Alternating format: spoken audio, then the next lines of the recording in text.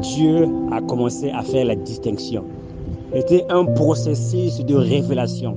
Dieu, il était en train d'humilier les dieux égyptiens. Il était en train de se révéler à son peuple pour les préparer à aller vers la terre promise, pour le préparer à lui faire confiance lorsqu'ils vont sortir de l'Égypte pour arriver à la terre promise. Parce que c'était un chemin qu'ils devaient emprunter. Dieu était en train de se révéler à eux. Mais lorsqu'ils sortent de l'Égypte, ils arrivent, ils voient la main de Dieu. Ils voient que Dieu a envoyé la peste. Il a envoyé la mort. Tout cela devait être des éléments sur lesquels les enfants d'Israël devaient baser leur foi. C'est la même chose que nous souffrons aujourd'hui en tant qu'enfants de Dieu.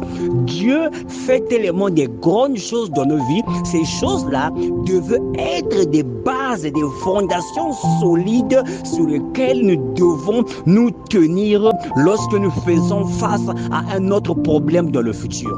Et j'aime ce que le livre de 1 Samuel dit, je ne me trompe pas, où lorsque David il était chez les Philistins, et lorsqu'il lui revient que sa femme et ses enfants étaient emportés par les ennemis, la Bible dit qu'ils ont élevé la voix, ils ont pleuré.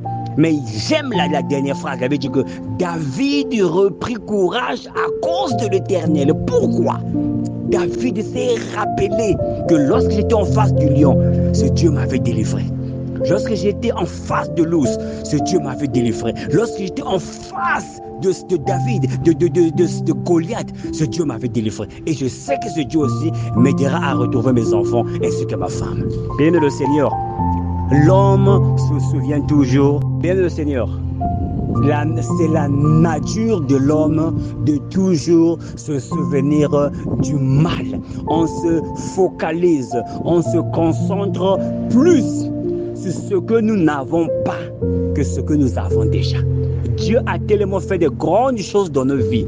Et lorsque on fait une prière à Dieu aujourd'hui et que Dieu retarde à manifester cette prière, Dieu retarde à se révéler à toi dans ta situation, on commence à se plaindre que Dieu ne m'aime pas. Pourquoi j'ai toujours des problèmes? Mais on a oublié ce que nous avons expérimenté avec Dieu dans le passé. On a oublié la grandeur de Dieu que nous avons témoigné dans nos églises. On a oublié la bonté de Dieu qu'il a manifestée dans nos vies. Bien-aimés de le Seigneur, pour avoir une bonne relation, pour marcher avec Dieu, nous devons nous souvenir. Lorsque tu es en face d'un problème, tu te souviens de cette grandeur qu'il a manifestée au passé, cela te fortifie, cela te donne de l'énergie spirituelle nécessaire afin de faire face.